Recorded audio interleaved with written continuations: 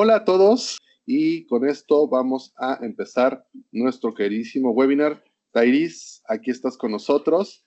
Qué gusto de tenerte y que nos puedas dar con tu playera, no, la tipo polo que te regaló Brookfield en tu entrenamiento que hiciste este año. La verdad es que qué gusto y qué orgullo tenerte aquí con nosotros. Bueno, pues vamos a empezar con las preguntas o dinos cómo va a ser la dinámica. Hola Cris, buen día a todos los asistentes.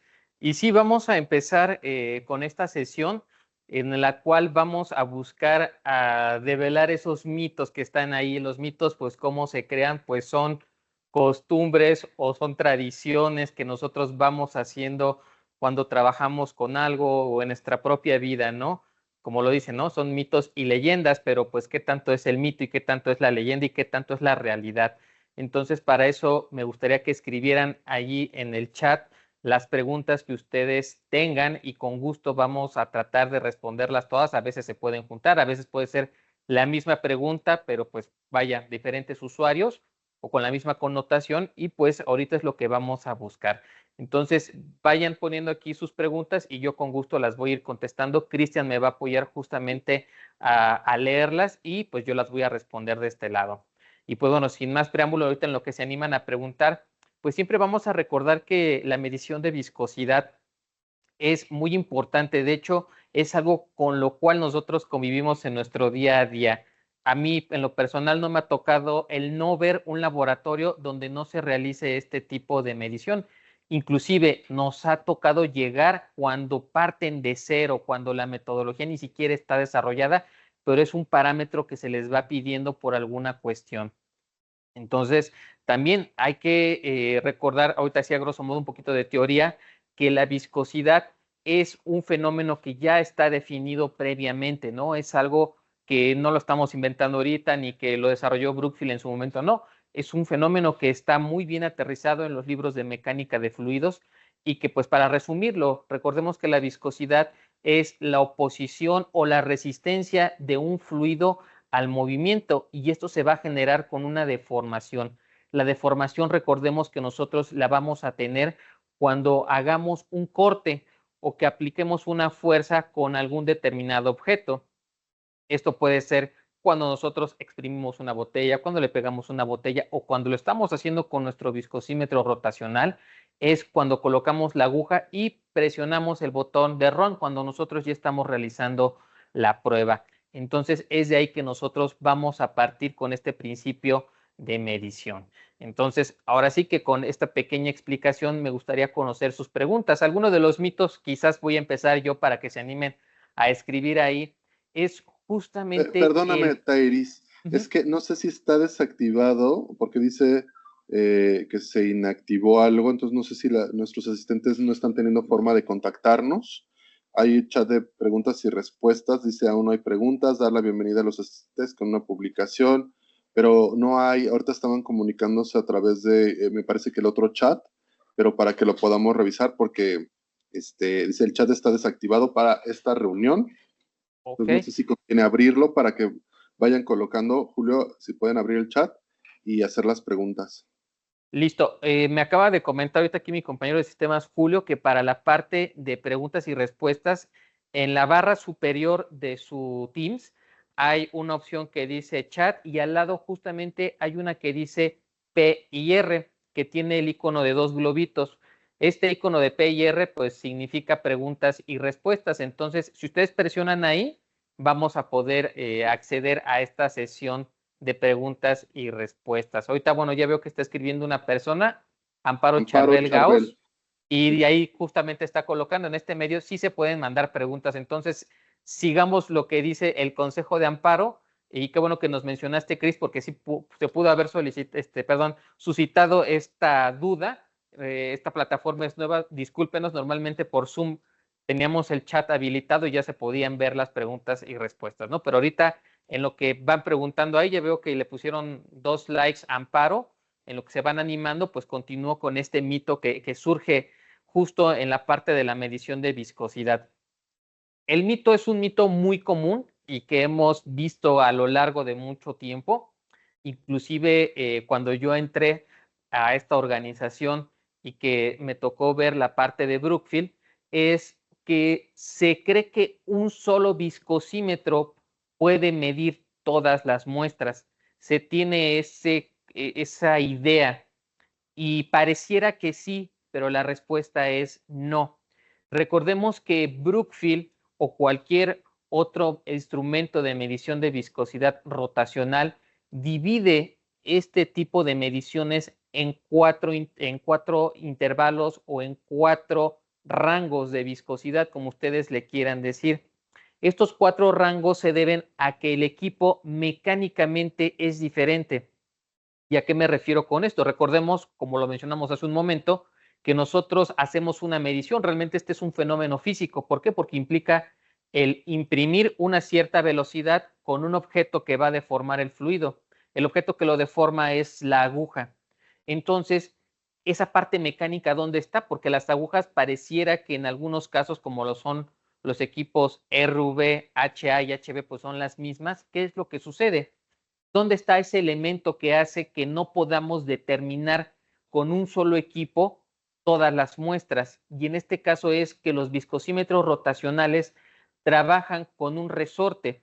Este resorte nos permite a nosotros conocer el porcentaje de torque. Recordemos que el torque es la capacidad o la fuerza que requiere un objeto para girar. Entonces, este giro que se va a producir en este resorte lo va a generar cuando nosotros coloquemos en nuestro viscosímetro una determinada velocidad con una determinada aguja. Entonces, este elemento comienza a cambiar porque hay un resorte que está pensado para muestras de baja viscosidad, muestras que fluyen sin ningún problema, muestras como lo pueden ser el agua, el aceite, la leche, el alcohol, la gasolina. Si ustedes se dan cuenta, los ejemplos que estoy mencionando son de productos que cuando nosotros los deformamos, cuando nosotros inclusive los vertemos de un vaso a otro, no oponen tanta resistencia. Son elementos que fluyen con facilidad. Entonces, cuando tenemos este tipo de elementos o de productos o de materias primas, es que recurrimos a un equipo de baja viscosidad, a un resorte que sea lo suficientemente sensible para que pueda ahora sí que detectar esta oposición dentro de este tipo de productos, dentro de este tipo de materiales. Los equipos RV, equipos de viscosidades regulares, son equipos que vamos a utilizar cuando nuestras muestras cambien esta percepción que teníamos previamente. Ya no fluyen con tanta facilidad o ponen cierta resistencia, como es el caso de que podemos citar a lo mejor una pasta de dientes, podemos citar un gel de cabello, podemos citar algún detergente como lo son los lavatrastes, podemos citar también algunos ungüentos, algunas cremas. Si se dan cuenta, en los ejemplos que estamos mencionando, detectamos que sí, que efectivamente algunos fluyen, pero ya no fluyen con tanta facilidad. Si yo los tuviera en un vaso, veríamos que este tarda en desplazarse dentro del vaso para llegar al otro. Entonces, este tipo de muestras son fluidos de viscosidad regular. Cuando tenemos fluidos de alta viscosidad o cuando los aplicamos en los equipos HA o HB, son su característica que ya no fluyen, son fluidos que me van a decir, oye, pero pues un fluido, su característica es que fluya. Y sí, parece que está en estado sólido, pareciera, es aparente, pero cuando se le imprime una fuerza, este comienza a fluir. Entonces es un fluido de alta viscosidad. Ahí es cuando nosotros requerimos o necesitamos un equipo, como lo mencioné, un HA o un HB. Equipos que su resorte es más robusto, es un resorte sobrado, es un resorte que le cuesta trabajo tensarse. ¿Por qué? Porque las mismas muestras lo van a llevar a este tipo de retos, a que puedan medir con fluidos que ya no fluyen. Inclusive en algunos brochures que ustedes pueden revisar de la marca, hay accesorios que dicen not flowing products, o sea, productos que no fluyen. No es que no fluyan, como lo acabo de mencionar, sino que requieren una fuerza para poderse deformar y para producir este movimiento. Entonces, el mito lleva a esta cuestión, porque un solo equipo no puede medir todos los espectros de viscosidad que existen. Y es por este elemento mecánico. Y me van a preguntar a lo mejor, no lo he visto ahorita, pero me estoy adelantando. ¿qué equipo sí lo podría hacer? Entonces, cuando nosotros tenemos o pensamos en un equipo que pudiera medir todo este espectro, es cuando recurrimos a un reómetro. El reómetro es un equipo que ya no se rige por este principio de resortes, ya trabaja con otro tipo de elementos mecánicos y él no se rige por un rango, no se rige si es baja, regular o alta viscosidad. Tiene la capacidad de hacer las mediciones en un espectro mucho más amplio. Entonces, es por eso que este tipo de equipo puede darnos esta capacidad y del por qué pues un viscosímetro no lo puede hacer. Ahora sí, una vez que ya di quizás una pregunta muy común y que con la que nos topamos en nuestro día a día, vamos a proceder a ver algunas de las preguntas. Cris, no sé si Sí, me puedas ayudar con la primera. claro que sí, ya han estado preguntando. Bueno, entonces, Amparo Charlón, muchas gracias. Y luego dice Alan Olazabal, ¿qué tan exacta es la medición de la viscosidad con el viscosímetro que mencionan? Ok, es una excelente pregunta. ¿Y por qué? Porque nos están preguntando justamente esa precisión, ese valor en el cual nosotros vamos a considerar si está bien o si está mal. Normalmente los viscosímetros Brookfield, todos, no importando la familia, no importando el modelo, manejan siempre esta misma consideración. Los equipos Brookfield tienen una precisión de más o menos el 1% de la escala total de medición. En inglés se conoce como el FSR, Full Scale of Range. Este Full Scale of Range es un valor que nosotros podemos encontrar en nuestros equipos. En modelos de generaciones anteriores hay una tecla que se llama Range. Cuando nosotros presionamos esa tecla que dice Range, va a aparecer un valor en centipoise. Ese valor en centipoise nosotros vamos a tomar el 1% que aparece ahí. Entonces, ejemplo, si tuviéramos aquí un valor de 100 centipoise, el 1% nos está indicando que tiene una precisión de un centipoise hacia arriba y un centipoise hacia abajo. Entonces, esto es lo que nos está dando nuestro equipo como consideración. Y lo repito, en todas las familias de viscosímetros, voy a mencionarlos porque pues hay diferentes gamas a través del tiempo. Podemos encontrar los equipos análogos, podemos encontrar los modelos DB1 más, DB2 más, DB1 Prime, DB2 más Pro, DB2T, DVE, DV1, DV3T, DV Next, DV Plus, DB3 Ultra. Existen muchos modelos, pero todos y cada uno va a manejar siempre este valor de precisión, el más menos el 1% de la escala total de medición. En el caso de los equipos nuevos, no hay una tecla que diga range, porque recordemos, los modelos recientes, los que ya se están manejando hoy en día, ya son de pantalla táctil. Cuando nosotros hacemos un cambio de aguja o de velocidad, vamos a encontrar este valor cuando hagamos esos cambios. O en el caso del modelo DV Plus, hay un espacio en su display que dice rango. Ahí donde dice rango es donde aparece este valor de Full Scale of Range. Entonces, esa es la respuesta a la pregunta que nos hizo Alan. Perfecto. Ahora, Luz Amparo hace una pregunta similar. Dice, ¿qué tan real puede ser el valor de viscosidad para fluidos no newtonianos? Ok, el valor es bastante real. No hay una restricción respecto a que sea un equipo para fluidos no newtonianos o fluidos newtonianos. Para ahondar un poquito más y los que no ubican o no recuerdan bien esto, los fluidos newtonianos son aquellos en las que su viscosidad es constante, o sea, no lo afecta ni el paso del tiempo ni la deformación que le estoy aplicando yo con respecto a la velocidad o al corte que genere el equipo. Eso es un fluido newtoniano, su viscosidad siempre va a ser constante, o sea, su comportamiento es lineal en una gráfica. Un fluido no newtoniano es un fluido que sí puede depender tanto del tiempo como del esfuerzo que se le genere.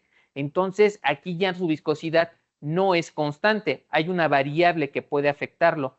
Entonces, aquí, ¿qué es lo que debemos de hacer para batir esta condición? Oye, ¿cómo lo puedo yo medir? Aquí debemos de acotarnos a cómo tenemos el desarrollo de nuestra metodología.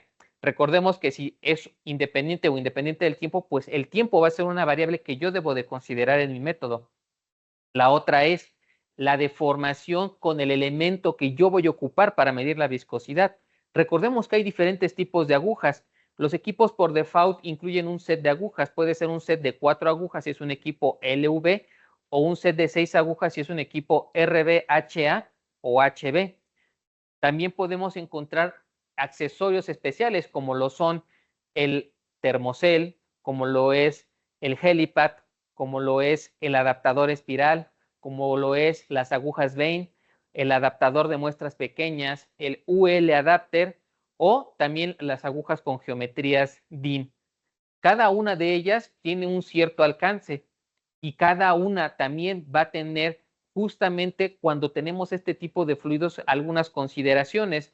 En el caso de las agujas que son cilíndricas, como lo es el caso del adaptador de muestras pequeñas, el UL adapter, el termocel, ya tenemos un shear rate específico que viene inclusive especificado dentro del manual que incluye el accesorio y nosotros podemos hacer ahí el cálculo, ¿no? Para ver si estamos bien o mal. Pero recordemos que el viscosímetro solamente puede manipular una fuerza y en este caso es la velocidad en RPMs. Si tuviéramos un reómetro, pues claro que tendríamos un valor todavía un poquito mucho más exacto. ¿Y por qué un poquito mucho más exacto?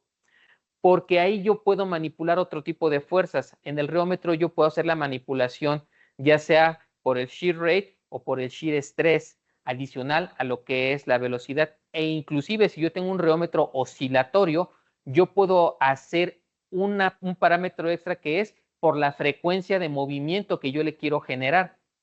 Entonces, esto aplica más para los fluidos no newtonianos, pero no significa que sea una limitante. Lo vuelvo a repetir, va a depender mucho de nuestra metodología y esto se estandariza pues justamente trabajando con un accesorio correcto, ¿no? En el caso, por ejemplo, de los geles, necesitamos nosotros implementar un helipad.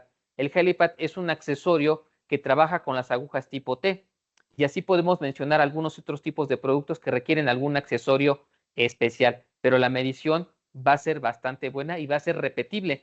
¿Cuál es el éxito? Y quizás es para donde va la pregunta. El éxito de la medición a través de un viscosímetro rotacional es porque las geometrías, como lo mencioné, ya están definidas previamente. Las geometrías ya no se van a modificar, son geometrías que siempre han existido y que al paso de estos más de 85 años que tiene Brookfield dentro del mercado, se han ido manteniendo, que son geometrías fijas que ya están controladas. Y si a eso le adiciono que también solamente voy a utilizar, como se comprende un método de viscosidad, una aguja, una velocidad y un solo rango, es que yo puedo replicar en cualquier lado alguna metodología. Este es el éxito realmente de implementar un viscosímetro rotacional para la medición de viscosidad. Muy bien. Nos pregunta Ramírez Gabri, ¿cada cuánto es lo recomendado para cambiar el resorte de los viscosímetros? Ok, esa es una muy buena pregunta. ¿Y por qué? El resorte que yo mencioné hace un rato no es un consumible muy recurrente. Y vaya, ¿por qué no es un consumible muy recurrente? Normalmente cuando se hace un servicio de mantenimiento, perdón, lo que se cambia es la flecha y el soporte. La flecha y el soporte son muy visibles y no es que la flecha ustedes la vean directamente, pero va conectada justamente a una pequeña pieza en la cual ustedes anclan o colocan la aguja. Ese pivote donde nosotros anclamos nuestra aguja o donde la colocamos es parte del mecanismo de la suspensión y la flecha. Estos son los consumibles más recurrentes. El resorte, ¿cuándo se llega a cambiar? El resorte para que se dañe solamente hay una forma y es que nosotros forcemos cuando lo estamos colocando, ¿en qué? En este caso, cuando estamos colocando nuestra aguja.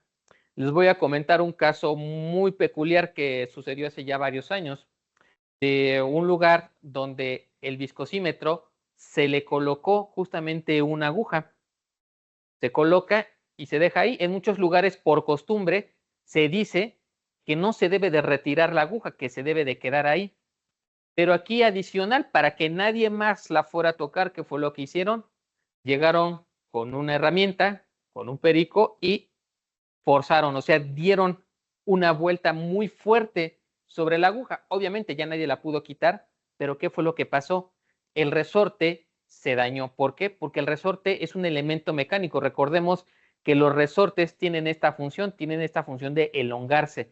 Y es un resorte espiral, no crean que es un resorte convencional como los que a veces nos imaginamos que traían antes los colchones, que es un resorte que hace este movimiento. No, el resorte de los viscosímetros es un resorte espiral que hace estos movimientos, hace esto. Entonces, si damos una vuelta muy fuerte, lo tensamos, pero si eso le aplicamos más fuerza, pues el resorte queda claro que pierde su propiedad de ¿qué? De elongación. Allí es cuando en ese momento, pues el equipo se le tuvo que cambiar el resorte. Tiene que ser un daño muy considerable, muy fuerte. Nosotros tuvimos que haber forzado el equipo para que se dé este cambio.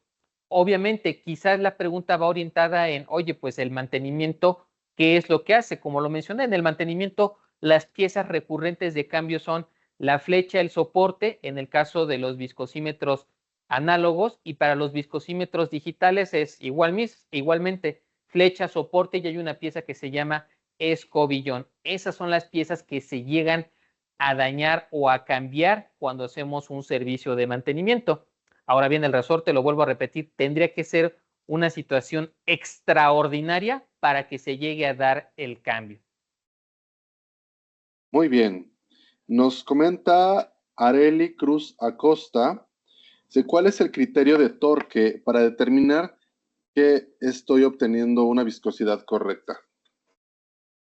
Ok, esa pregunta es de las que más nos hacen cuando se hace la adquisición, la compra o también la instalación de uno de estos equipos.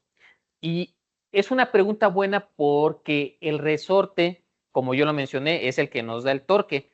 Pero una vez que ya tengo ese torque, ¿qué es lo que yo debo de considerar? Que es hacia dónde va la pregunta.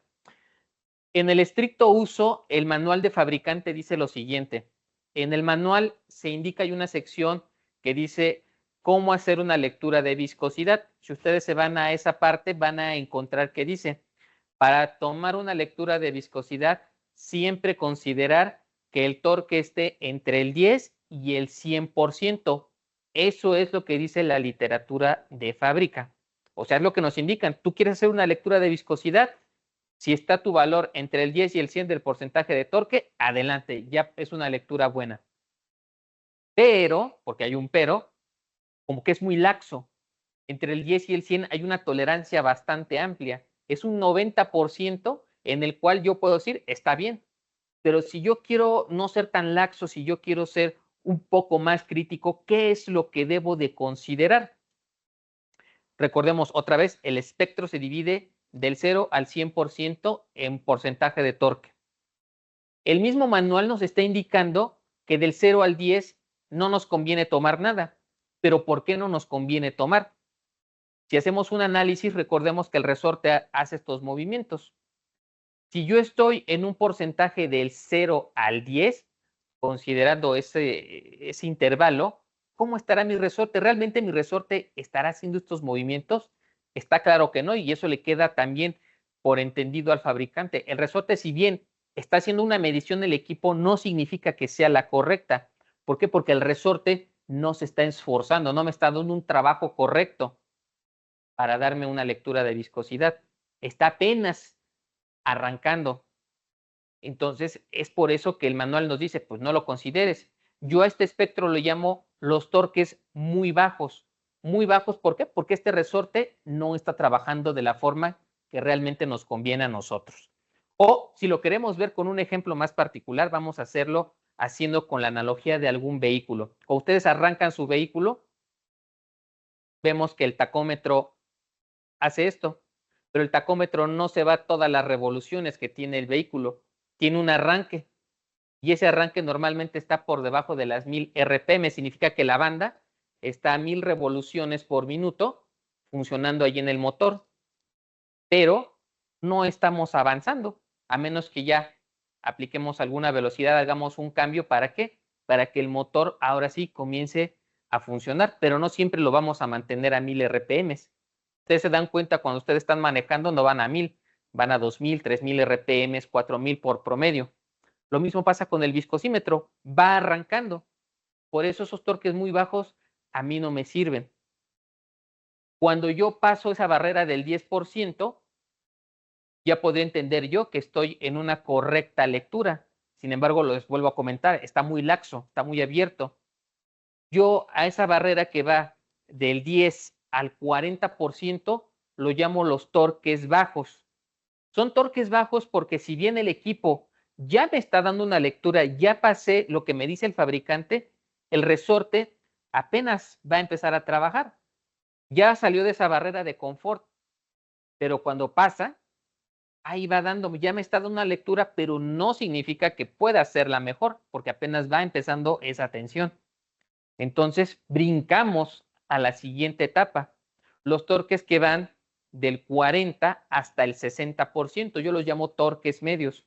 Los torques medios son aquellos en los cuales yo voy a tener las mejores lecturas. ¿Por qué? Porque el resorte lo estoy llevando a una condición casi de idealidad. ¿Cuál sería la idealidad en el resorte? Que estuviera tenso, pero que tampoco lo estuviera yo forzando, que estuviera en un punto de equilibrio. Ese punto de equilibrio sería el 50% de esa escala.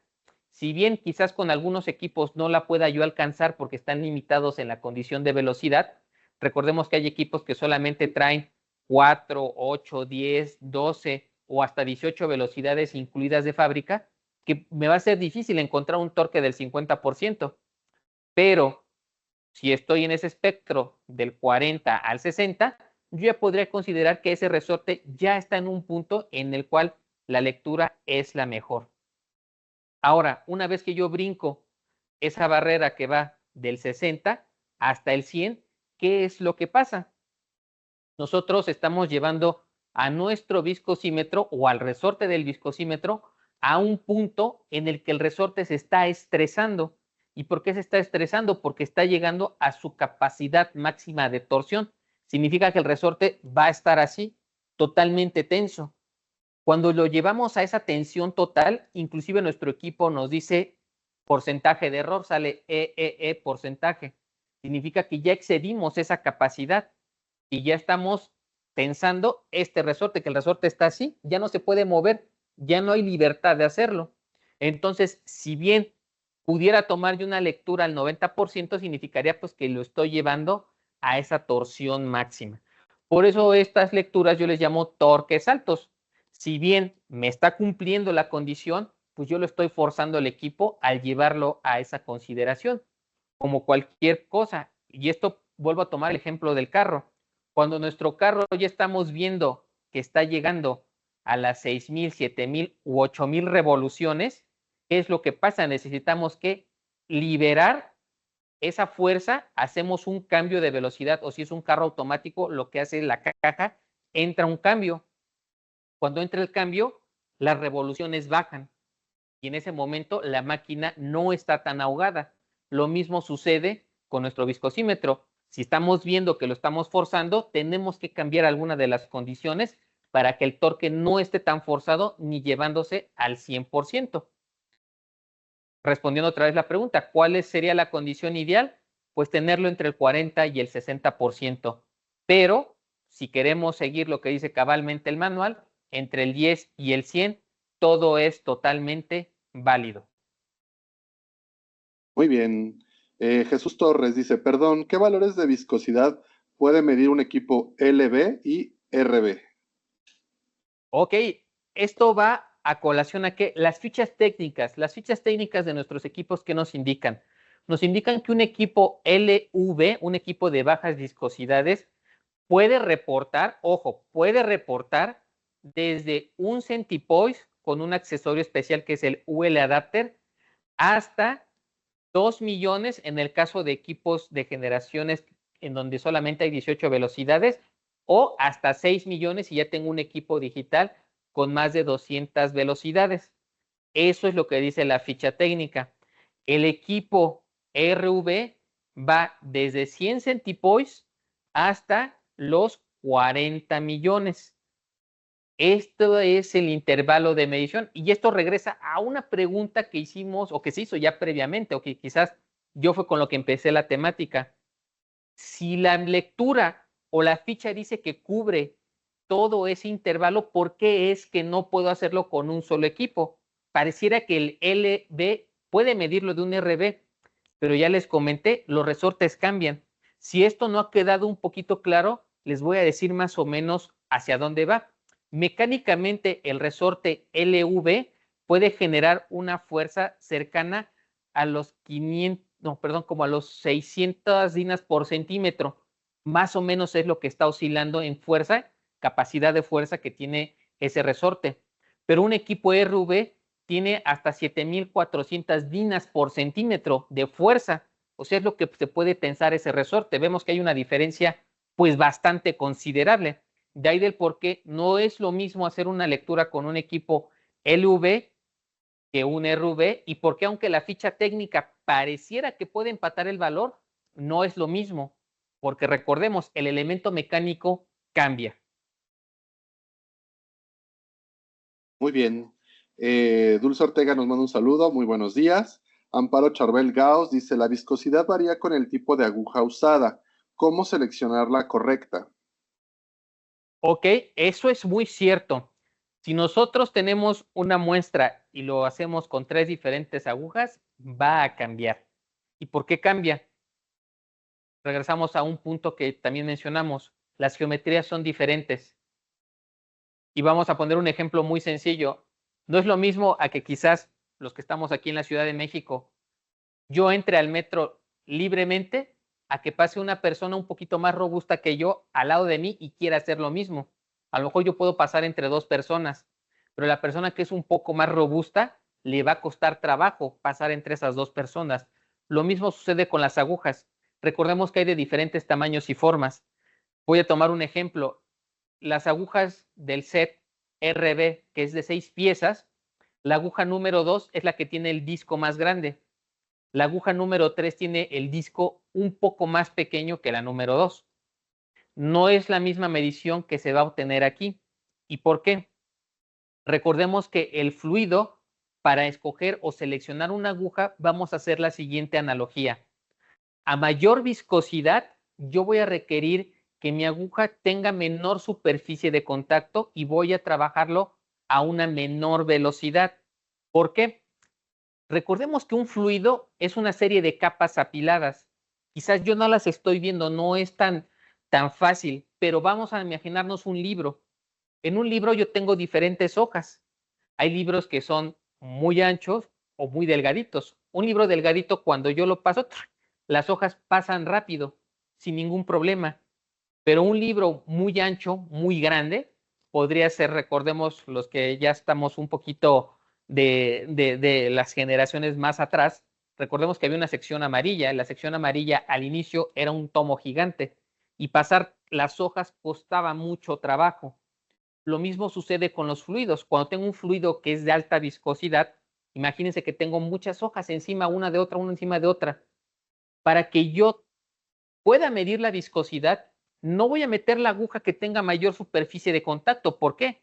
Porque al pasar esa aguja por todas esas hojas que están ahí apiladas, en el primer instante que gire, el resorte, ¿qué es lo que le va a pasar?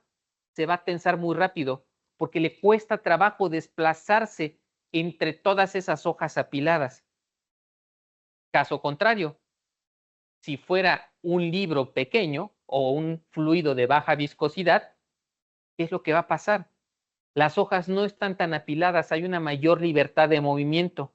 Entonces, ahí sí, esa aguja grande puede censar con mucha facilidad.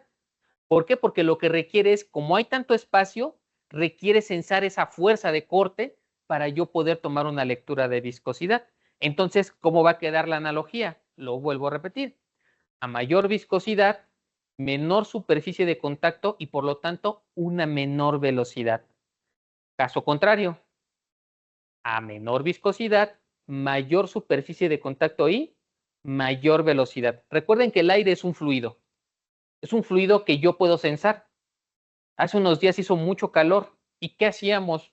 Pues agarrábamos un abanico, agarrábamos una revista y hacíamos este movimiento. Cuando yo hago este movimiento estoy cortando el aire. Entre más grande es, claro que más rico voy a sentir porque estoy sintiendo como esa frescura, esa sensación que el aire me está dando. No es lo mismo que yo me dé aire con la mano a que yo me dé aire con una revista. Voy a sentir mucho mejor con una revista. Entre más grande es, voy a sentir esta sensación. ¿Y por qué? Porque el aire es un fluido de muy, muy baja viscosidad. Entonces, ahí es donde podemos recordar la analogía. Menor viscosidad, mayor superficie de contacto y mayor velocidad. No te puedo decir cabalmente o específicamente qué aguja es la correcta, porque tampoco hay un compendio, no hay un ABC de la viscosidad. No hay un libro que nos diga, para ejemplo, la leche ocupar aguja 61 a 50 RPM. Normalmente son pruebas de ensayo y error, pero con esta guía que yo les acabo de dar, es más fácil que ustedes identifiquen, bueno, estoy viendo que el fluido tiene poca resistencia, fluye con mucha facilidad. Si pongo la aguja número 64 del kit de baja viscosidad, que son 4 agujas, pues claro que no voy a tener una lectura ahí. Voy a tener que poner la aguja 61 y empezar a jugar con las velocidades altas para tomar una lectura de viscosidad. Excelente. Antonio Misael dice, si los productos que se miden se manejan en dos temperaturas para el mismo producto, ¿es recomendable usar el mismo equipo? Ok, buena pregunta. La voy a reformular. ¿Y por qué la voy a reformular? Porque recordemos que la viscosidad tiene un enemigo y ese enemigo que es el más fuerte y el que siempre nos va a dar batalla es la temperatura. La temperatura, si nosotros no la controlamos, aunque ocupemos el mismo equipo, no nos va a dar el mismo resultado. No nos va a dar el mismo resultado, ¿por qué? Porque a mayor temperatura yo voy a tener menor viscosidad y a menor temperatura yo voy a tener mayor viscosidad. Son inversamente proporcionales en esta relación. No sirve de nada que yo tenga el mismo equipo, porque si mido hoy a 15 grados centígrados por la mañana y en la noche mido a 17, hay una variación. Y esos 2 grados centígrados, claro que van a afectar. Aquí, ¿por qué dije, voy a reformular la pregunta? Porque la idea sería, si trabajo con un solo equipo, ¿puedo trabajar con 2 diferentes puntos de viscosidad?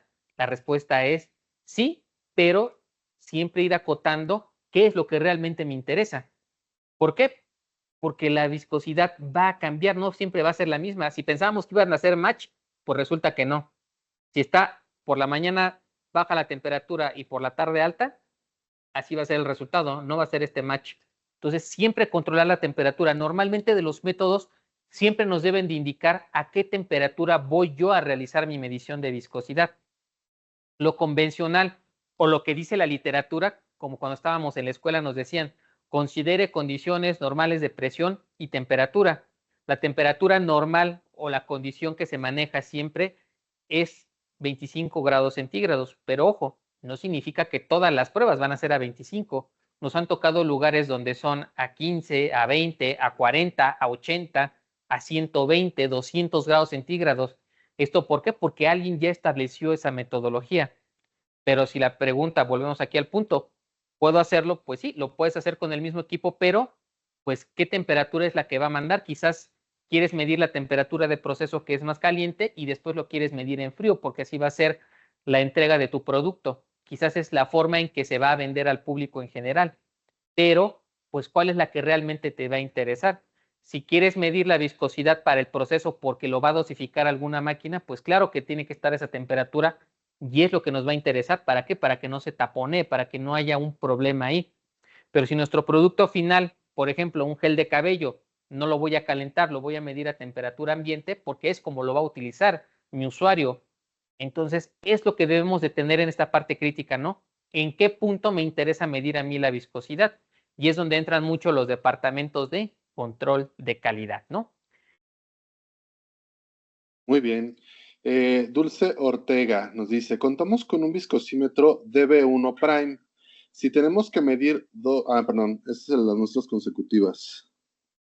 No, sí está bien. Si tenemos que medir las muestras consecutivas entre las mediciones de una y otra, ¿tenemos que prender y apagar el equipo al cambiar los usillos? Excelente pregunta. No tengan miedo cuando esto suceda. Ahora sí que si el equipo se queda encendido todo el turno, que dura todo el día o que dura las 24 horas, al equipo no le va a pasar nada. No es necesario que apaguen el equipo. El cambio de aguja lo pueden hacer con el equipo encendido. Obviamente aquí sí, y dirían por ahí, nunca hay que decir que es, lo obvio es obvio, porque a veces pasan este tipo de cuestiones, ¿no? Y lo quiero explicar a detalle. No porque el equipo esté encendido significa que aunque esté girando voy a cambiar la aguja, no. Para cambiar la aguja, ¿qué es lo que debo de hacer? Termino de hacer mi medición, el equipo está en stop, no está rotando mi aguja. Cuando ya veo que no esté rotando, que yo ya detuve el motor, ahora sí voy a sujetar firmemente el pivote y voy a retirar la aguja para retirarles girando en el sentido contrario de las manecillas del reloj. La retiro, la limpio y vuelvo a sujetar firmemente, coloco la aguja que va en el sentido de las manecillas del reloj y vuelvo a darle run para que yo pueda realizar mi siguiente prueba. Pero no es necesario que apaguen el equipo, solamente no tiene que estar rotando la aguja. La siguiente pregunta es de Anayeli Galicia. ¿Es necesario realizar una verificación del viscosímetro RB en cada medición o basta con la calibración con soluciones patrón? Ok, esa pregunta me encanta porque hace un tiempo me la encontré en una farmacéutica. Y ojo, ¿por qué esta pregunta tiene mucho valor? Muchas de las veces consideramos o tratamos al viscosímetro como si fuera algún otro de los equipos que tenemos. Y la referencia más común es pensar que puedo hacer lo mismo que con el medidor de conductividad, con un electrodo, con un potenciómetro, en el cual, pues sí, yo agarro, hago una lectura y después paso por mis soluciones buffer. No, en el caso del viscosímetro sí hay ciertas consideraciones especiales cuando yo voy a hacer una verificación. Para hacer la verificación de un viscosímetro, ¿qué es lo que debo de tener en cuenta? Uno, mi solución estándar. Las soluciones estándares que comercializa Brookfield y con las cuales se hace la verificación del equipo es que esta solución de verificación o este estándar de viscosidad viene con un punto de calibración en temperatura. El punto de calibración en temperatura que incluye es el de 25 grados centígrados. Quizás van a haber algunos especiales por ahí, dependiendo del público que tengamos ahorita.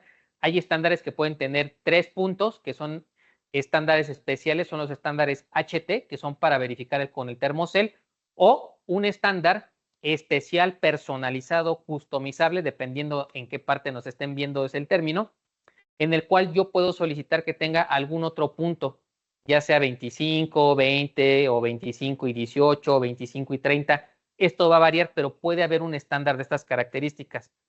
¿Hacia dónde voy?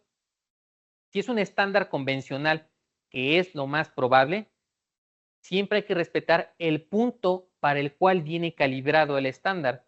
Y el estándar, como lo mencioné, normalmente es a 25 grados centígrados. El paso número 1 antes de hacer la verificación es que el estándar cumpla esa condición de temperatura, que esté a 25 grados centígrados constantes. Ya cuando yo tengo el estándar a 25 grados centígrados constantes, puedo hacer la verificación. Pero ojo, no porque yo lo tenga a temperatura ambiente significa que está todo el estándar a 25 grados centígrados. No. Para hacer la verificación hay que revisar que el estándar esté homogéneo a esa temperatura y revisarlo con un termómetro calibrado. Para llevar la solución a los 25 grados tengo que tener un baño de recirculación, no un baño María. Ojo, baños Marías no. Tiene que ser un baño de control de temperatura, un criotermostato. El criotermostato, ¿qué es lo que tiene? Que es un baño que tiene un cabezal que puede tener para enfriar o para calentar, tiene una resistencia y tiene un compresor para enfriar y en todo momento está manteniendo la temperatura. Obviamente ese baño también tiene una precisión. Ahí va a depender del fabricante.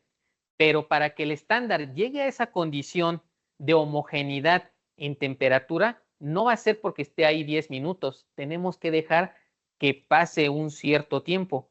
Entre más viscoso es el estándar, más tiempo va a tener que estar ahí en ese baño de control de temperatura. Regresando al punto, si yo ya llevé toda esa condición y ya homogenicé la temperatura en mi estándar, puedo hacer la verificación, en ese momento lo puedes hacer. El inconveniente de hacerlo entre lectura y lectura, Pues es lo que acabo de mencionar. Para hacerlo, tú ya debiste haber considerado todo lo anterior. No pensar que porque saqué el estándar y lo puse e hice la verificación, me va a dar la lectura luego y es confiable. No, no es como un medidor de conductividad, no es como un potenciómetro, no, es diferente. Tiene que haber un acondicionamiento previo. Entonces, ¿qué es lo que conlleva aquí? A tener una inversión de tiempo. Quizás en el lugar donde estás pueda que exista esta condición y si está todo el momento así, pues claro que lo puedas hacer entre lectura y lectura. Pero si no, ya sabemos que hay una inversión de tiempo. Por lo menos 2 horas tendría que estar ahí el estándar, por lo menos para que ustedes pudieran hacer su verificación.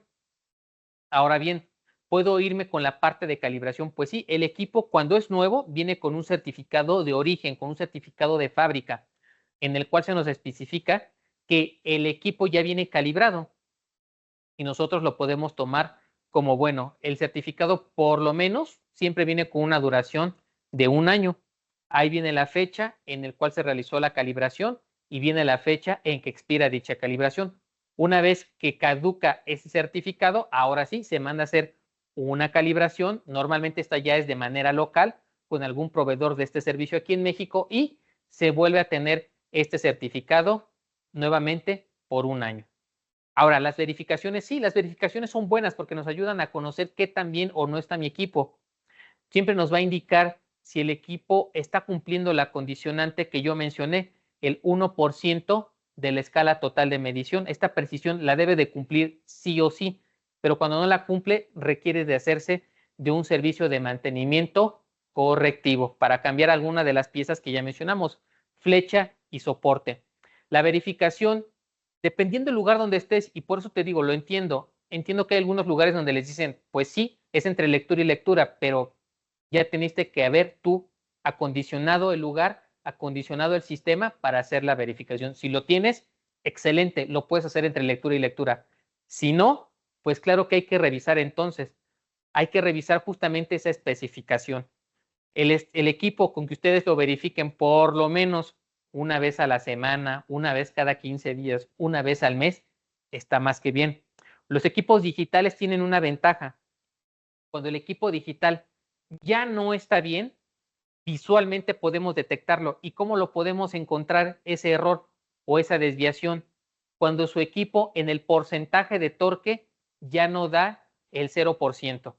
Cuando un equipo da un valor diferente del 0% en torque, está mal. Ojo, no significa que sea el 0% cerrado. Hay una tolerancia, pero la tolerancia es mínima. La tolerancia que se nos da es que el equipo, para considerar que esté bien, debe de indicar cuando está encendido sin que tenga alguna aguja, que me dé un valor de más o menos el 0.2% del torque. O sea que si ustedes ven en su equipo que da un torque de 0.1, está bien. 0.2 está bien y lo mismo si lo da en valores negativos. El equipo está funcionando correctamente, pero si ven que da 0.3, 0.4, 5, 10, 20% de torque, ya ni es necesario que pasemos por una verificación. El equipo ya está mal y requiere ser arreglado. Entonces, espero haber dado respuesta a esa pregunta que nos hicieron hace un momento. Y estas dos preguntas, a ver si las puedes responder. Ya las has respondido, pero a ver si le puedes dar una breve respuesta. Dice Naomi García, ¿cuál es la manera correcta de colocar las agujas para no dañar la suspensión del equipo? Claro que sí, la volvemos a dar. Para colocar nuestras agujas, muy sencillo. Vamos a estar de frente siempre a nuestro viscosímetro, vamos a sujetar firmemente el pivote y vamos a girar en el sentido de las manecillas del reloj. Una vez que sintamos el tope, vamos a detenernos y ya la aguja quedó colocada. Para retirar, volvemos a hacer lo mismo. Nos ponemos de frente a nuestro viscosímetro, sujetamos firmemente el pivote, pero ahora giramos en el sentido contrario de las manecillas del reloj. Retiramos y ya podemos poner otra aguja, ya sea que la cambien o la vamos a limpiar. Esa es la forma correcta de colocar las agujas. Gracias. Igual está Eric Alfaro. ¿Cómo determino el periodo de tiempo que debe pasar para realizar la verificación con estándares de viscosidad? Ok, lo volvemos a repetir. En este caso, como lo mencionamos, puede ser para verificar que tú dejes pasar una semana, que tú lo hagas cada 15 días o cada mes. Pero ojo, va a depender también mucho de los protocolos internos de donde estemos trabajando. como lo comentaban hace un rato en la pregunta, oye, es que a mí a lo mejor me dicen que tiene que ser entre lectura y lectura. Pues bueno, no podemos hacer más. Ya se nos indicó ahí que tiene que ser entre lectura y lectura. Eso es muy estricto, pero vaya, si no tenemos esta restricción, y si tenemos la libertad de decidir, con que lo hagan una vez a la semana, una vez cada 15 días, una vez al mes, es más que suficiente. Perfecto. Estas dos preguntas están muy relacionadas. Dice Ana Yeli Galicia, ¿en qué casos debo usar el protector de husillos? Y Ana Acosta, la norma indica que debo utilizar la guardia del equipo, pero si nunca se ha utilizado, ¿debo comenzar a usarla o continúo no continúo sin estarlo usando? Ok, esa pregunta va ligada a algo en particular. ¿Y a qué va ligada? Como lo mencionaba Cristian, van relacionadas. ¿Y es porque se habla de un aditamento, un accesorio que se incluye en su viscosímetro? Y ojo, aquí voy a hacer un paréntesis porque no se incluyen todos los viscosímetros. En los equipos que son LV y RV, siempre vamos a encontrar este aditamento que se llama guardapierna. No es un protector de husillos, es el guardapierna.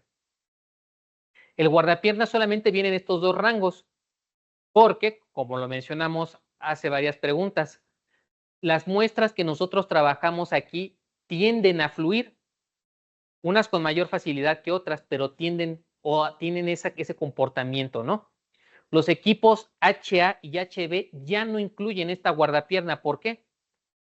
Porque las muestras que vamos a trabajar aquí no fluyen, son estáticas. Entonces este elemento Brookfield de fábrica dice, yo no te lo voy a poner porque no lo vas a ocupar.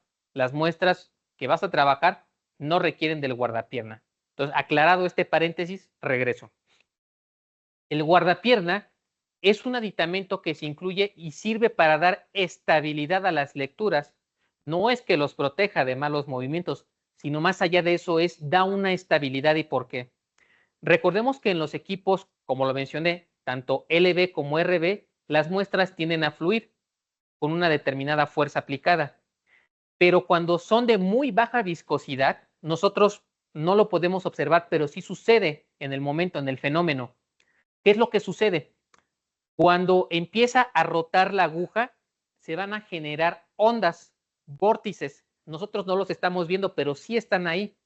Estas ondas o vórtices están limitados, ¿por qué? Por el diámetro y por la forma de nuestro recipiente, que es un vaso de precipitados. El vaso de precipitados, a final de cuentas, es una frontera, establece un límite. Cuando nosotros trabajamos dentro de este límite y que el fluido genera muchas ondas o vórtices, ¿qué es lo que va a pasar? La onda se va a expandir. Pero a diferencia de una onda que se expande en el mar, en un lago, en un río, que la frontera es muy amplia, acá ¿qué es lo que va a suceder? Va a chocar con esa frontera, va a chocar con ese vaso. Y la onda, ¿qué es lo que va a hacer? Va a regresar a su origen. Como lo dice Newton, a toda acción hay una reacción. Entonces, esta ley del movimiento es aplicable también al fluido. Va a regresar esa onda y va a impactar el origen. ¿Y el origen quién es? La aguja que está rotando y que me está generando una fuerza y que me lo está reportando el equipo. En el equipo, ¿qué es lo que van a ver? Que el torque tarda en estabilizarse. El torque no es continuamente estable, sino que tarda mucho en dar esa condición. Cuando esto sucede, cuando tenemos fluidos de muy baja viscosidad, tanto en equipos LV como RV, vamos a requerir del uso del guardapierna. Ahora, ya que yo pongo el guardapierna, vamos a ver que hay una estabilidad. El torque no va a tardar en estabilizarse, sino que ahora sí vamos a ver cómo alcanza un equilibrio de una forma mucho más rápida. Y dirían por ahí, y si no me creen, un día hagan una prueba. Traten de verificar con un estándar de 100 centipoise y pónganle el guardapierna y hagan otra lectura sin el guardapierna y van a ver que no va a dar la lectura. Esto es un ejercicio muy didáctico porque nos ayuda a comprender la importancia de utilizar este tipo de accesorios cuando tenemos fluidos de baja viscosidad. Ahora bien, una de las preguntas era, oye, yo ya hago mis lecturas, pero no lo ocupo, ¿hay algún problema? No, no hay algún problema. ¿Por qué? Porque también el guardapiernas va restringido a cierto número de agujas. En el caso de los equipos LV, el guardapierna sí o sí se va a ocupar cuando yo trabaje con las agujas número 61 o número 62 o su otra nomenclatura LB1 o LB2. Cuando yo trabaje con este tipo de agujas, sí o sí tengo que tener el guardapierna. Cuando trabajo con un equipo RV, va a ser con la aguja número 1 o número 2 o con su otra nomenclatura RB1 o RB2.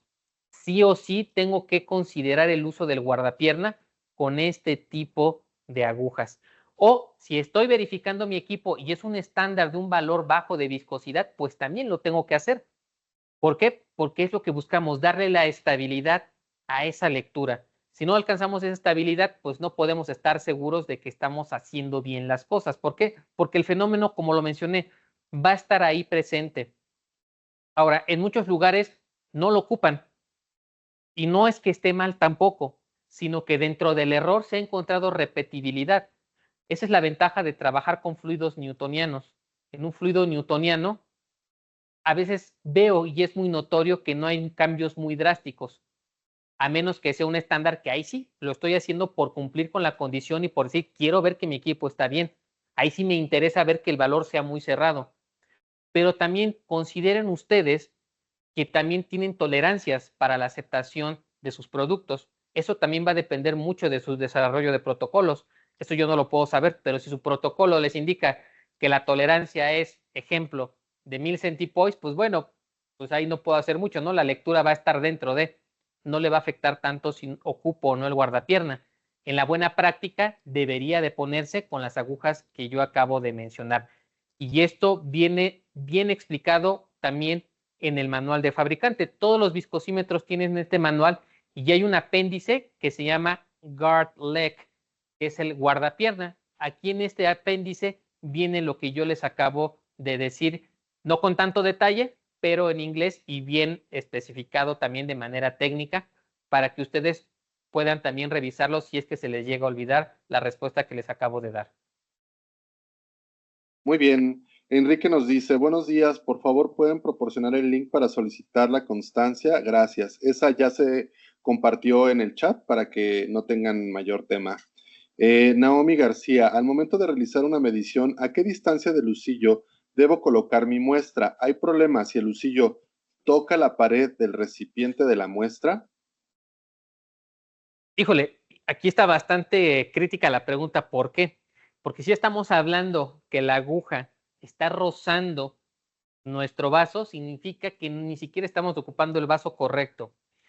Déjenme decirles que en el manual se especifica que para hacer una lectura nosotros debemos de contar con un vaso de precipitados de 600 mililitros. El vaso de 600 mililitros, la última graduación es la que dice 500. A esa graduación es donde vamos a colocar nuestra muestra. Ahí siempre vamos a trabajar con esta condicionante. Ahora, ¿hasta qué punto debe de interactuar la aguja con la muestra? Es importante también. Todas las agujas tienen una muesca. ¿Qué es esa muesca? Si ustedes han notado, cuando ustedes sacan su aguja, van a notar que no es lisa totalmente. En algún punto tiene como que una reducción de espacio y después continúa. Esa pequeña reducción se le conoce como la muesca. Justamente esa muesca es el indicador de hasta dónde debe de interactuar la muestra con la aguja. Si no podemos llevar a esa condicionante, significa que estamos nosotros haciéndolo mal. ¿Por qué? Porque justamente ese espacio que existe entre la muesca y la parte de abajo de la aguja es lo que va a hacer el corte, lo que va a generar para que el equipo reconozca y dé una lectura. Porque recordemos, como lo mencionamos, las agujas tienen diferentes formas, tamaños. Si no interactúan con la suficiente cantidad de muestra, el resultado va a ser un falso positivo. Me va a dar el equipo 1, pero no significa que esté bien, porque yo lo estoy haciendo mal. Este tipo de mediciones también requieren de mucha pericia del operario, del usuario, porque si no tenemos estas consideraciones y yo hoy pongo la aguja por debajo de la muesca, le estoy dando mayor superficie de contacto y me va a dar un valor diferente a que si al día siguiente yo en vez de colocarla como lo hice un día previo, lo doy más abajo, le estoy dando menor superficie de contacto y por lo tanto el resultado va a variar. y esto va a traer una serie de errores, no va a ser repetible la lectura. Por eso siempre a las agujas, lo repito, hay que respetar la muesca que traen. Esa muesca es el indicador de hasta cuándo van a interactuar. Y ojo, el guardapierna viene ligado justamente a esta interacción. El guardapierna solamente va a entrar en vasos de precipitados de 600 mililitros. No va a entrar en un vaso de precipitados de menor tamaño. Y esto lo van a notar y por eso es que pues es bastante indicativo, ¿no? De hasta qué cantidad yo voy a utilizar de muestra. Muy bien. Nos dice Cindy Guadalupe. Tenemos un viscosímetro modelo HADB 2+P. Este modelo es para fluidos de baja, media o alta viscosidad. Ok, ese modelo es un DB2 más Pro, es un modelo de altas viscosidades. El acrónimo HA significa Height A. Entonces es un equipo de altas viscosidades, solamente va a darte lecturas o va a funcionar de manera correcta, mejor dicho, con productos que opongan mucha resistencia. Quizás estás trabajando con resinas, con alguna crema, con alguna cera.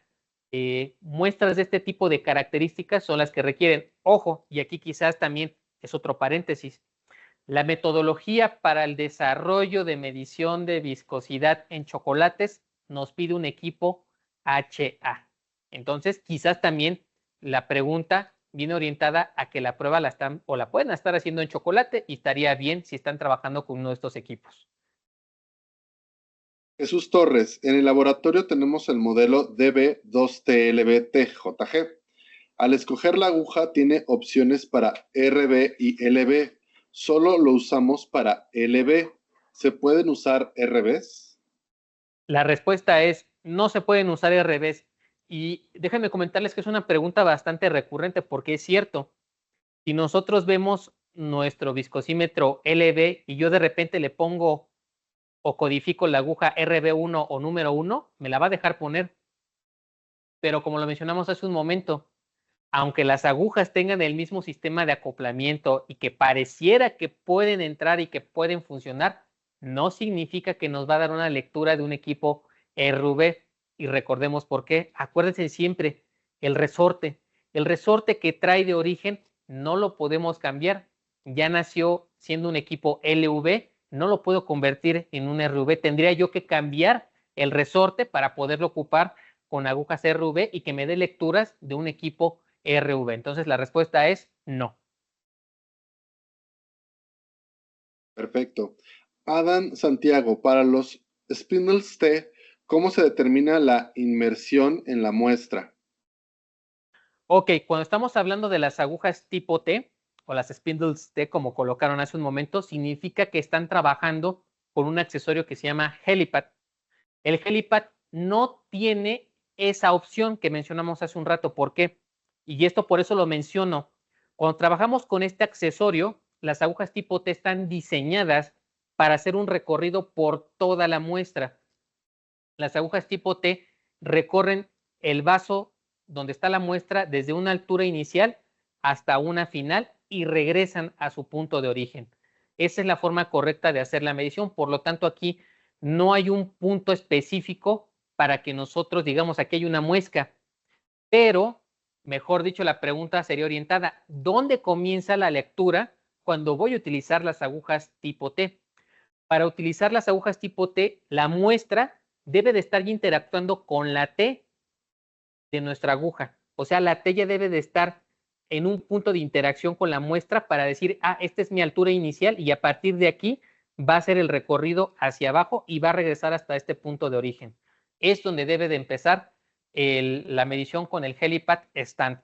Actualmente el helipad stand ahora se llama HPQA, que es Helipad Quick Action Stand, y es un accesorio que es bastante recurrente dentro de Brookfield y es para muestras pastosas, muestras cremosas, muestras gelosas. Su principal uso es cuando yo tengo una muestra en la cual yo la tengo contenida en un recipiente, la voy a penetrar y cuando saque el elemento que la penetró voy a notar que queda un hoyo, que queda un hueco, que la muestra no se alcanza a recuperar, no alcanza a cubrir el hueco. Cuando yo detecte eso es cuando voy a ocupar las agujas tipo T que se mencionaron en esta pregunta. Muy bien. Anayeli Galicia, ¿cuál es la manera correcta de limpiar los usillos? Ok, la manera correcta. Las agujas de todos los accesorios de Brookfield están hechas de acero inoxidable. En el caso del acero, ¿cuál es el acero inoxidable? 302. Las agujas, vamos a seguir el criterio que nos han enseñado siempre de la escuela. ¿Y cuál es este criterio? No es que nos hayan enseñado a hacerlo en la escuela, sino que ahí también nos enseñaron lo siguiente. Se dice que lo similar disuelve a lo similar. O sea, si tengo una muestra polar, voy a limpiar con algo polar. Si tengo una muestra no polar, voy a limpiar con algo no polar. Ejemplo, si estoy trabajando yo con algún alimento, como lo puede ser una mermelada, la leche, lo voy a limpiar con agua.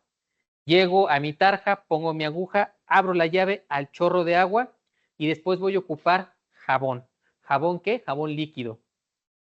No voy a utilizar jabón en polvo. ¿Por qué? Porque el jabón en polvo viene granulado, viene de un tamiz que le dio esa forma.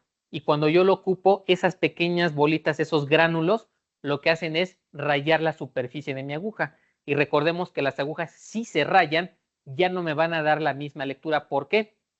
Porque volvemos a uno de los puntos iniciales otra vez. Para yo hacer la lectura tengo que tener una superficie lisa. ¿Por qué? Porque ya viene con un corte definido de origen para cumplir con ese valor de viscosidad que nos dice el fabricante, que en este caso que nos dice Brookfield.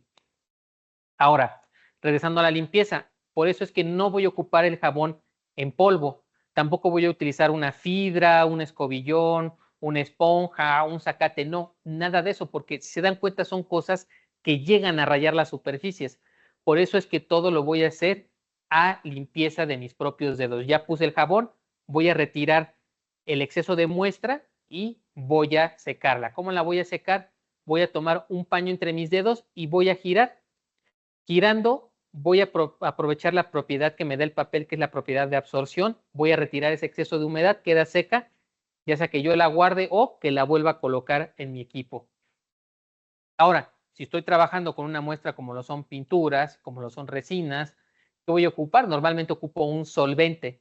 En los solventes, ¿qué es lo que vamos a hacer? Pues vamos a tener nuestro solvente en una piseta, vamos a rociar, vamos a quitar el exceso de muestra y ya ahora sí, vamos al punto anterior, vamos a limpiar con nuestro jabón para poder dejarlas pues totalmente limpias. Entonces, a lo mejor con el puro solvente alcanzo a retirar, en los mejores de los casos, si tienen acetona, si ahora sí que su muestra la pueden quitar con acetona, rociamos y la acetona pues solita se va a secar, no va a haber mayor problema. Pero pues, si es algún otro solvente, pues sí, lo recomendable es quitar ese exceso de muestra y ya secar con el paño, guardar o volver a colocar, dependiendo sea el caso. Pero esa es la forma correcta en la limpieza de sus agujas. Perfecto. Naomi García nos dice, ¿ustedes realizan calibraciones certificadas? ¿Venden las soluciones para la verificación del equipo? ¿Podrían enviarme esta información a este correo? Perdona, Naomi, para eso nosotros enviamos la información en el chat. Ahí la liga de SurveyMonkey, ahí les pedimos por favor si requieren alguna solicitud de cotización, nos lo escriban ahí para que reciban tanto su constancia como todo lo que ustedes requieran y podemos enviarla tanto a su correo o llamarle si es que hay alguna situación. Entonces sería la mejor manera. Sin embargo, ahorita Tairis nos va a responder si realizamos las calibraciones certificadas y si vendemos las soluciones para la verificación del equipo. Claro que sí. ¿Y qué es lo que sucede? Nosotros sí vendemos las soluciones para hacer la verificación o calibración, pero no contamos con el servicio de calibración. Lo que nosotros hacemos y los que han sido y los que siguen siendo y los que seguirán para futuro nuestros clientes, saben que nosotros manejamos la parte del servicio de mantenimiento tanto preventivo como correctivo.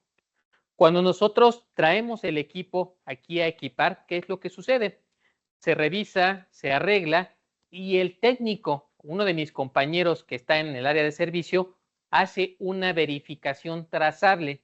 La verificación trazable a ustedes se les entrega junto con su equipo y esa tablita ustedes pueden verificar que su equipo está cumpliendo a través de la medición con un estándar certificado que está dando los valores de fabricante o con los que salió de origen.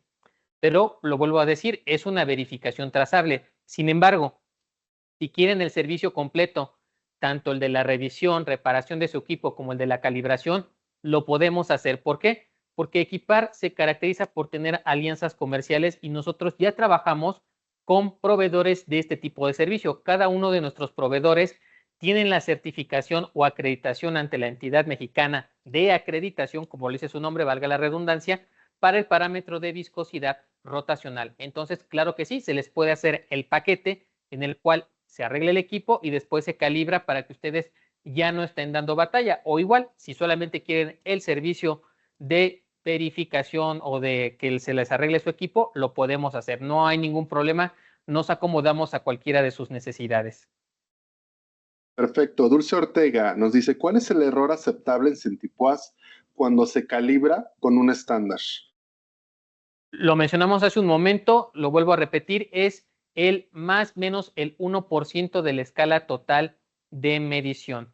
Ojo, para los que realizan las verificaciones y calibraciones se tiene que hacer una tabla.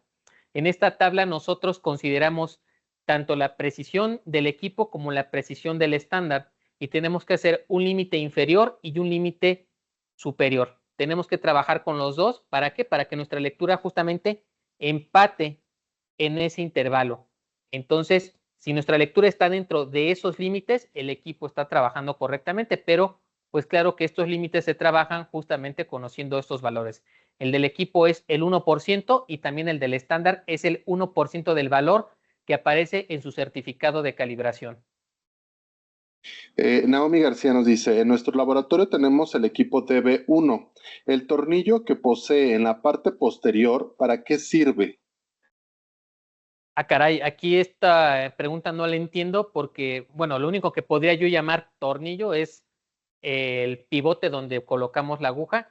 En la parte de atrás del cabezal, ¿qué es lo que vamos a encontrar? En el modelo DV1, que bueno, para los que no saben, el modelo DV1 ya está descontinuado, solamente vamos a encontrar dos cosas.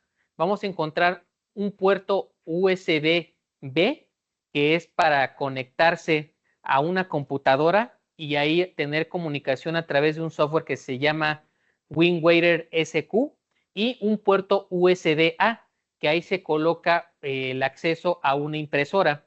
Son las únicas dos opciones. Aparte tiene un pozo para que nosotros coloquemos un termopar, que es una sonda de temperatura que también se vende por separado y tiene la parte de la conexión a corriente eléctrica.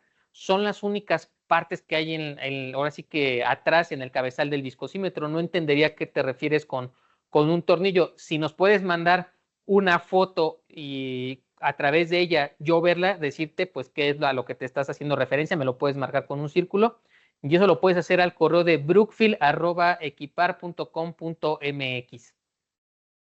También otra parte que puede ser, Teris, es para colocar la guardapierna. Ya ves que en la parte de atrás tiene la rosca, o sea, el espacio para que tú puedas introducir ahí el tornillo o algo así, ¿no?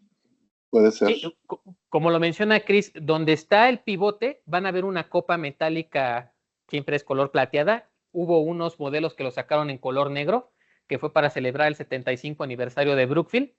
Pero en esa pieza, en la parte de atrás, hay una muesca, hay una rosca. Ahí nosotros podemos ensamblar, ya sea el guardapierna, como lo mencionó Cristian, podemos ensamblar un canal para el adaptador de muestras pequeñas, para el adaptador UL, para el adaptador espiral o para el termocel. Es otra de las piezas que viene ahí, pero digo, para ser un poquito más claro, si no estar adivinando, sería mejor que nos enviaras una foto.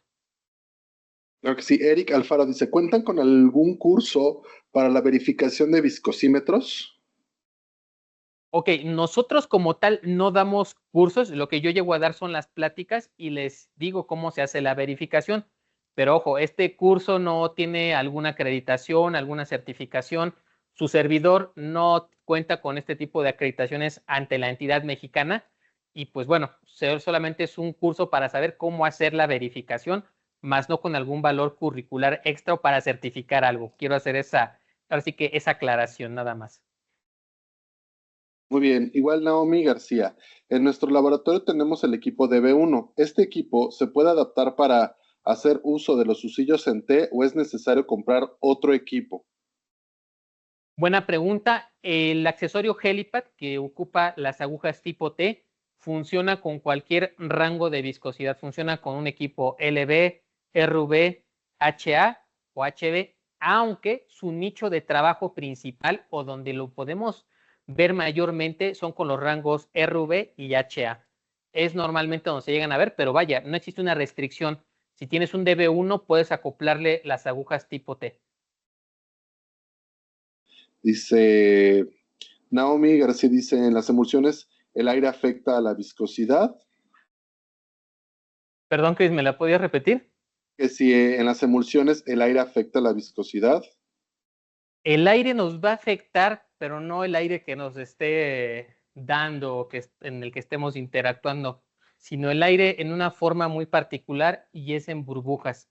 Si nuestra muestra tiene muchas burbujas, ¿qué es lo que va a pasar? Recordemos que el viscosímetro lo que va a hacer es medir esa oposición, esa resistencia. Cuando empieza a girar la aguja, va a medir esa resistencia, esa fuerza que opone contraria el fluido y me va a dar un valor de torque. Pero si a eso agrego que hay elementos internos, como lo puede ser el aire o algunos sólidos suspendidos, la lectura, claro que va a variar. Recomendamos que el aire no sea un elemento que esté presente, y esto se da, por ejemplo, cuando colocamos la aguja. Normalmente colocamos la aguja y hacemos este tipo de movimientos. No, la aguja, ya sea que esté colocada en su viscosímetro y entre de lado el recipiente, o si lo están haciendo de esta forma, tenemos nuestro vaso y colocamos nuestra aguja de esta manera, de forma inclinada, ya sea así o así de lado, y después colocamos a nuestro equipo. ¿Esto qué hace? Que nosotros barremos el aire que pueda existir, evitamos meter burbujas y evitamos que existan este tipo de problemas, ¿no? Entonces sí, el aire nos afecta, pero si está en forma de burbujas, no en otra forma. No vayan a pensar otra cosa. Entonces, de mi parte sería todo. Tairis, no sé si quieres despedir a nuestra queridísima audiencia. Claro que sí, les agradezco su tiempo y como siempre los estamos esperando aquí. Cualquier otro comentario, recuerden que también tenemos nuestro canal de YouTube.